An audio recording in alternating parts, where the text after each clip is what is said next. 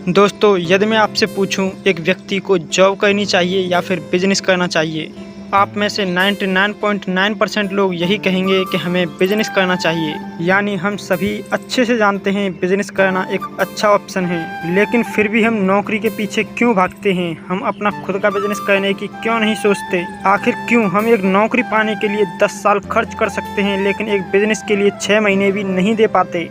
तो इसकी सिर्फ एक ही वजह है कि आखिर हमें पता ही नहीं है कि हमें बिजनेस क्यों करना चाहिए। आज की इस वीडियो को देखने के बाद मैं इस बात की गारंटी देता हूँ, चाहे आज आप एक स्टूडेंट हो या फिर कहीं जॉब करते हो, आप मरते दम तक अपनी ज़िंदगी में ये कोशिश तो ज़रूर करने वाले हो कि मुझे आखिर बिजनेसमैन बनना है, मुझे बिजनेस किसी हाल में करना ही है।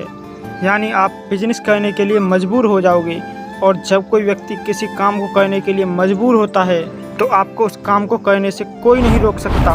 वीडियो में आगे बढ़ने से पहले यदि आप इस चैनल पर पहली बार आए हैं तो इस वीडियो को लाइक करके चैनल को सब्सक्राइब कर लीजिए, क्योंकि हम आपके लिए ऐसी वीडियोज़ लाते ही रहते हैं। सबसे पहले इस बात की गहराई को समझने के लिए कि आखिर हमें बिजनेस क्यों करना चाहिए, मैं आपको एक एग्जाम्पल देता हूँ और आप अपने आप को इसमें इमेजिन करना। एक गांव में दो दोस्त रहते हैं, एक का नाम रोहित और दूसरे का नाम बंटी है।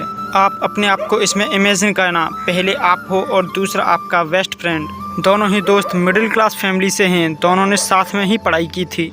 एक दिन जब उन दोनों की पढ़ाई पूरी हो जाती है तो दोनों एक साथ आपस में बैठते हैं और बातें करते हैं। अब हमारी पढ़ाई पूरी हो गई है, अब हम जिंदगी में आगे क्या करेंगे?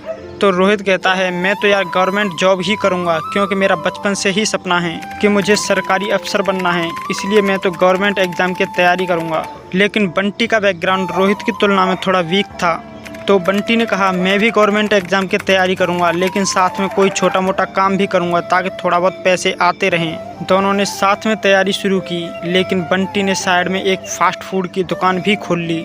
बंटी अपनी इस दुकान पर शाम को 4 से 5 घंटे कुछ काम करता और थोड़े बहुत पैसे कमा भी लेता था। और ऐसे ही करते करते 1 साल निकल गया और गवर्नमेंट एग्ज़ाम का दिन आया। उस दिन दोनों दोस्तों ने इस परीक्षा को दिया, लेकिन जब परीक्षा का रिजल्ट आया तो पता चला रोहित इस परीक्षा में पास हो गया है, लेकिन बंटी कुछ नंबर न आने की वजह से फेल हो गया है। इस बात का दोनों को ही दुख था। काश हम दोनों ही पास हो जाते और साथ में ही गवर्नमेंट जॉब करते, दोनों की लाइफ सेट हो जाती। लेकिन अब जो होना था वो हो गया। अब आगे बढ़ते हैं। रोहित अपनी जॉब कर रहा था और महीने के 30,000 रुपये कमा रहा था, और इधर बंटी भी अपना काम करके ठीक ठाक पैसे कमा रहा था। और ऐसे ही 3 साल निकल गए।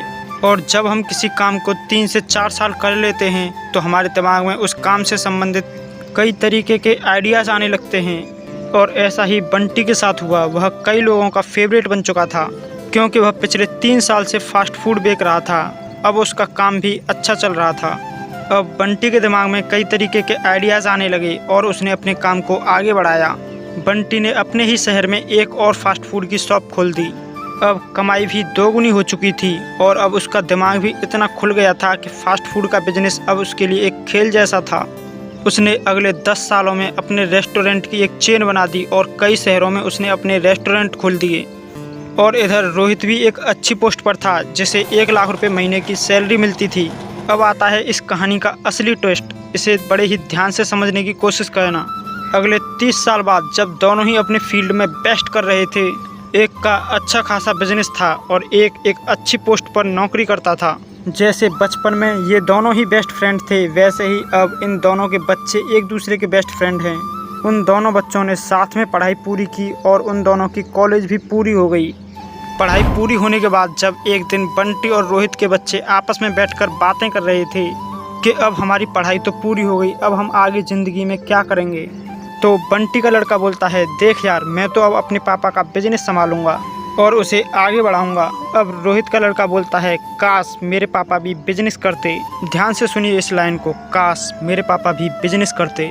जैसा आप देख रहे हैं आज के समय में हम भी बोलते हैं, यार जॉब नहीं मिल रही, इंसानों का काम मशीनों ने ले लिया है, बहुत ही ज़्यादा बेरोजगारी है। तो दोस्तों ज़रा सोचिए, आज से 30 साल बाद कितनी ज़्यादा मशीनें हो जाएंगी और जॉब तो लगभग ख़त्म ही हो चुकी होंगी। नौकरी के लिए आज जितना ज़्यादा कंपटीशन है उस टाइम पर अब से 50 गुना ज़्यादा होगा। उस टाइम पर रोहित का बेटा ये भी नहीं बोल सकता कि मैं तो अपने पापा की तरह गवर्नमेंट एग्ज़ाम की तैयारी करूँगा। और वो रोहित और कोई नहीं है, हर वो इंसान है जो आज के समय में अपना टाइम बर्बाद कर रहा है, जो आज के समय में बिजनेस करने के बारे में सोच ही नहीं रहा। मेरे कहने का ये मतलब बिल्कुल भी नहीं है कि आप गवर्नमेंट एग्ज़ाम की तैयारी मत करो।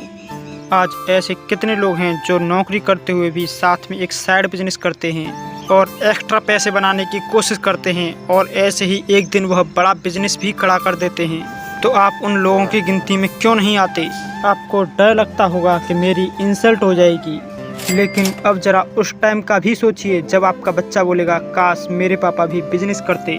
दोस्तों, इस बात से कोई फ़र्क नहीं पड़ता कि आप 8 घंटे की जॉब करते हो, फ़र्क तो इस बात से पड़ता है कि बाकी के 16 घंटे आप क्या करते हो। दोस्तों, अगर आपने इस वीडियो को यहाँ तक देखा है और यदि आप बिना पैसे लगाए जीरो इन्वेस्टमेंट से बिजनेस शुरू करना चाहते हैं तो एक बार इस वीडियो को ज़रूर देखना।